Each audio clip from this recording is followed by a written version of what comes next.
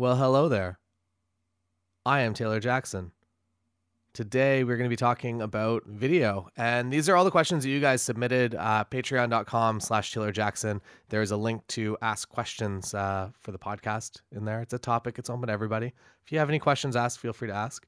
These are all the questions that I felt wouldn't quite make a full episode, but I think that they're important to answer. So I'm going to answer them all kind of in this episode today, talking specifically just about video, primarily when it comes to either doing wedding photography or commercial photography.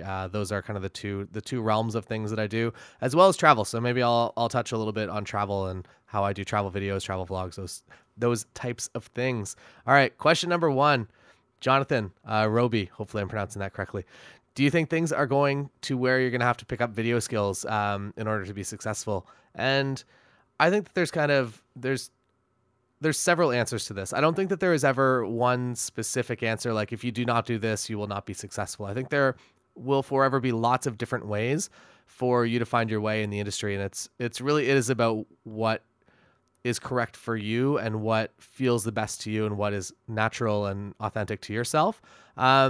I think that if you are picking up video skills now, I think it is a great thing to be doing to invest in your future if it's something that you enjoy doing. And this kind of goes a bunch of different directions. So the one is that I've talked about in the podcast before, but that you really do want to make yourself a media personality or somebody that people actually can find online. They can find your video content if you are going down this video route, and that they can get that level of trust with you and they know that you are a real person and that you do cool and interesting things. I think that that is incredibly important. So if you're producing your own video content, I think that that is a great thing. I think that is a great tool that you can have, as well as a tool that will actually save you a lot of money.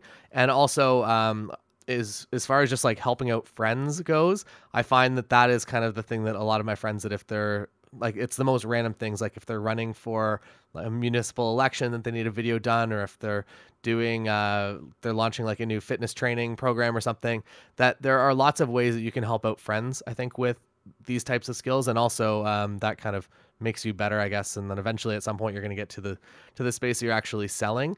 For weddings, I think that there will always be a market for just photographers. I know that at least like a quarter of my couples very much don't want video. I was going to say like 90% maybe a couple years ago. And now I think the coolness has maybe not worn off, but plateaued, where video is seen as like, it's good and that it is a thing that you can have. But I think it's lost the impact. I think that doing things like same day edits where you do the video edit and display it at the reception, I think that most people have probably been to a wedding where that's happened now.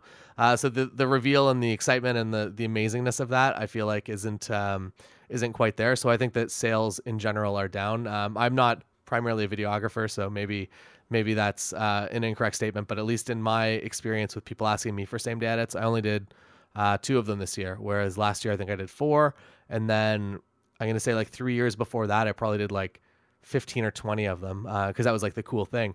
So I think that it's not 100% necessary that you pick up video skills in order to be successful, but I think that they do supplement photography skills and they open up a lot of different avenues for you to actually go down. So if you're finding yourself that like maybe you just don't like photographing weddings anymore and that you want to go the commercial side, if you want to start doing product, if you want to film Kickstarter campaigns for equity in a company, whatever you want to do, I think that you have the tools. So if you learn how to use them, there will be lots of different opportunities. And then something at some point is going to come up and it's going to be like, that sounds like the perfect job. And you're going to be happy that you started with video skills. And I think that it's easy enough to learn on YouTube. There's like so much content out there. And I think as a photographer, you do have a little bit of an advantage because you understand light and you understand what looks good and you understand at least like 75-80% of the technical. It's just kind of bridging the gap and figuring out, I guess like maybe not 80%, but as far as the video, the visuals go, I feel like you're pretty much almost already there. The remaining part that is a little daunting is learning how to do good audio, which is, I would say, it is as challenging to do good audio as it is to actually take a picture. That there is as much that goes into it. It's also very interesting, like the different mics that you use pick up different it's kind of like choosing a lens that you can choose a mic based on that. Or you can just go for like a general mic if you're just kind of, I don't know, looking just for something general. But there is an infinite rabbit hole to go into in video and production if you want.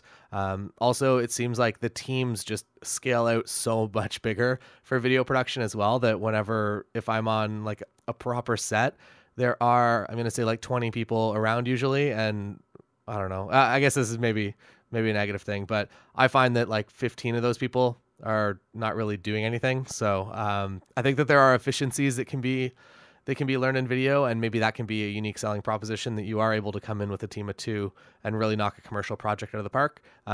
If I was able to market that and actually sell that, I think that would make me pretty happy, rather than going in and doing something that's like partially inefficient to like a little bit put on a show. I think that's another thing that a lot of companies around here, to like protect their like brand, that they do put on a large production just for the sake of putting on a production and getting the behind the scenes videos and impressing a client, rather than just like getting the good work done. So I think that's going to be a shift, that hopefully more people start getting into the commercial side of things, and they eliminate that and make it a little bit more efficient. So next question here, James Pierce, do you shoot your video in 4K? So for weddings, I shoot everything in 1080 at 60 frames a second.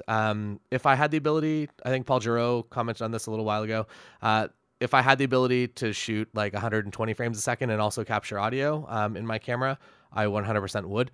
I think that the sweet spot in my future is going to be somewhere around like 80 frames a second, and 80 frames slowed down to 24. I feel like it's going to be, I don't know, I think it's going to feel good. So that's what I'll be doing once that technology becomes available to me. As far as shooting in 4K, if I'm shooting anything commercial, if I'm shooting anything pretty much outside of weddings that is for money, I'm usually shooting it in 4K, and that means finding Tim has a GH5, so we'll use a GH5 if we need 60 frames a second at 4K. But for weddings, I'm never using it. For travel, if it's for my personal travel, I'm usually also relying that I would way rather be shooting 60 frames a second on my Nikon digital SLR than shooting 4K 60 on a GH5, just because I like the colors better, and a bunch of different reasons kind of go into that.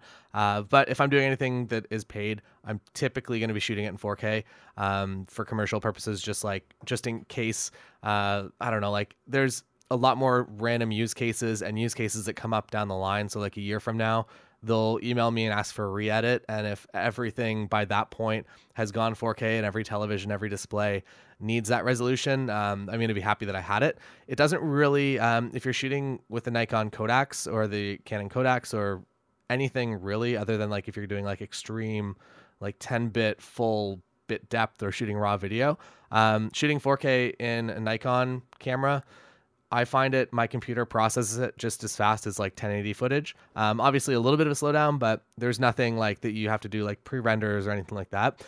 If you are working in 4K on a bad computer, I actually work a lot on the road on my MacBook Air, and it works really well. But if you are working on a computer that really just can't handle 4K footage, you can create little proxy previews in like 480i or 480p or whatever. And there's an option if you're using Premiere that you can just like select all your footage, and basically you can be previewing it in a lower frame or a lower resolution, so that whenever you go to export, you export in 4K, but when you're editing, you're actually just editing in like 720 or less, which does speed things up a lot.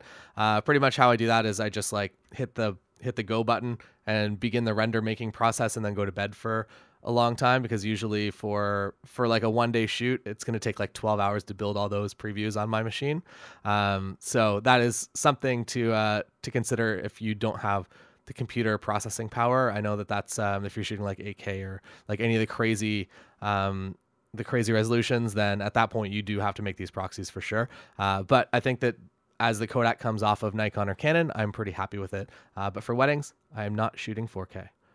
Jordan McDonald asked, do you shoot Calvin? Watched the recent hybrid video. I speak so fast, and yes, I know I'm trying to work on speaking a little bit slower.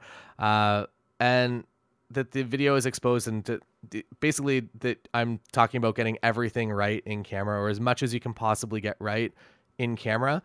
because you really can't do as much as you could do to a raw file. Like if you're shooting videos, you're essentially just shooting a bunch of JPEGs all like slammed together at 24 or 60 frames a second. So when you get back into post-production, you don't have the ability to really change your white balances. And I would say for the most part, I'm shooting in the house shade mode, not the cloud shade mode, the house shade, which I think is the official shade. It's a little bit warmer. I like a warm skin tone. I find that that kind of suits all my clients really well. Another thing that I do is I shoot in D-lighting extra high, which is maybe not something that is industry standard. What D-lighting is it just essentially like brings back the highlights a little bit, bumps up the shadows a bit, and makes a more crisp looking frame kind of all around. And if I'm ever in like a weird circumstance, specifically if I'm ever in a church with like stained glass windows, I find that I'm usually in a Kelvin white balance for sure. Also, if you are working with different cameras from different manufacturers, usually I do try to match Kelvin with my second person with their camera bodies. That's not always 100% of a match, but I don't really go out of my way to match like tint and everything like that as well. As long as we're kind of in the same number in the same ballpark, I think actually this will lead into the next question. I think that that's good enough, especially for weddings, for maybe for like cinema and Hollywood film. You're probably not even going to be shooting in a format like this. So I guess maybe that doesn't matter. All right. James Pierce asks, do you use LUTs with your footage? I use an adjustment layer at the end of everything. So I'll make my wedding film. I will add an adjustment layer, and then I will add one of the actually the Adobe preset that comes with Premiere in the like the built-in LUT. And I am more than happy with that. Pretty much what it does is it just kind of fades the black point a little bit and makes things a little bit warmer, which is what I look for when I am actually like creating all of my photography usually. So I'm trying to model it as best I can. For a specific example, if you have my preset pack, it is like the summer 2018 cool is what I kind of try to mirror my LUT after. And that is exactly what almost comes out of the Adobe. I think it's like the second one down. I'll post it in Patreon, what I actually use, but yeah, that's pretty much all I do. I don't really even color correct beyond that, which might sound a little bit crazy, but I just shoot everything really good in camera because I've been doing it for a long time, and it's just kind of, it makes sense to do it that way rather than trying to adjust exposures or anything in post-production. All right. Adam Hill asks, have you considered moving to mirrorless? And I want to. The right camera opportunity hasn't come along yet. I really do love the Fuji X3, or X-T3 rather. And I love the videos that come out of it, and I love the photos that come out of it. What I don't love is that you have to move a physical switch from like photo mode to video mode, which kind of ruins it for me, just as far as like doing photo video on a wedding day. For travel, it's fine because you have the time to do both of those. But for a wedding day, I really just want speed and efficiency. And right now in the mirrorless bodies, the buffer is not quite as fast as I want it to be yet. In my digital SLR and my Nikon D850, it's very, very quick to just shoot a bunch of raw files and then switch to video mode and start recording almost instantly. With the mirrorless bodies that I've used, with the exception, I haven't used the Canon R yet, but with the other mirrorless bodies, it's just not really fast yet. And that includes all the Sony products so far that I've used. So hopefully, I'm hoping whatever the next phase of things that come out will actually give me the opportunity to be able to switch a little bit faster. And pretty much like I have no problem spending good money on fast cards, but the card speed is not the issue. It's actually the buffer inside the camera, but it is coming. Canon R will be my travel camera starting as soon as the lenses start coming out for it officially. All right, last question. Matthew asks, what separates a good and or successful wedding photographer from a not so good and or successful wedding photographer? I'm going to take this kind of in the direction of both photography and video. I think what makes a great wedding photographer is just somebody who is true to themselves and is able to display that to the world. So if you are able to really just showcase who you are, what you believe in, as well as, I guess the most important thing is to just really have a good understanding of the wedding day and be able to put that onto your website so that when people come to your site that they know if they're a fit for you or if they are not a fit for you, and they know that as fast as possible. Whether you do that in like a promotional video as soon as they land on your page, or you do that in like text or on podcasts. Maybe I don't recommend podcasts. I feel like that's the lost art. So I feel like podcasts are good for learning things. I feel like podcasts don't quite translate to people looking to book weddings. Maybe I'm wrong. I haven't really seen anyone try it, but that's just kind of my thought, and asking Lindsay like what she would feel if, for instance, like if you went to a photographer's website and there was a bunch of audio content, it just seems a little bit weird. Seems a little bit wrong, different, I guess. But maybe there's an opportunity. Maybe that's your thing. That's totally cool. So what makes a good, successful wedding photographer? Somebody that can create good work consistently as well is incredibly important, because you are handling one of the most important days in somebody's lives. Also, it's a very high paying, high stress job. So you have to be able to manage your stress appropriately as well, which is something that takes, I would say, years to actually properly manage on a wedding day. And you'll probably find that your first few wedding days that you go to, you leave like really, really dehydrated. And that is, one, probably because you forgot to drink water, and two, because I feel like all your processes are just like running overtime, and like full speed ahead. And it's a really stressful and challenging environment when you're constantly problem solving.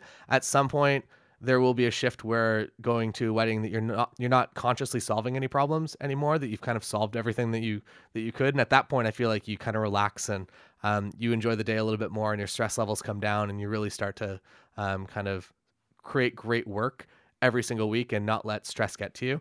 For the most part, obviously there's like going to be outlier examples, but it's something that I kind of noticed about maybe 3 years into wedding photography. So hopefully that helps a little bit. Thank you so much for the questions. If you guys have any more questions, feel free to head over to patreon.com/Taylor Jackson and add them there. There's a link in the top that goes to podcast questions. It's a public topic. You don't have to be a Patreon member to ask these questions. But there is also a secret podcast for Patreon members. So if you have any secret questions that are like business marketing, that only you want Patreon members to know about, feel free to plug it into one of those episodes, and I will get to it next episode, because those are entirely Q&A driven, similar, I guess, to this, but more focused on solving business problems, making people money, that type of thing. Thank you so much for listening today.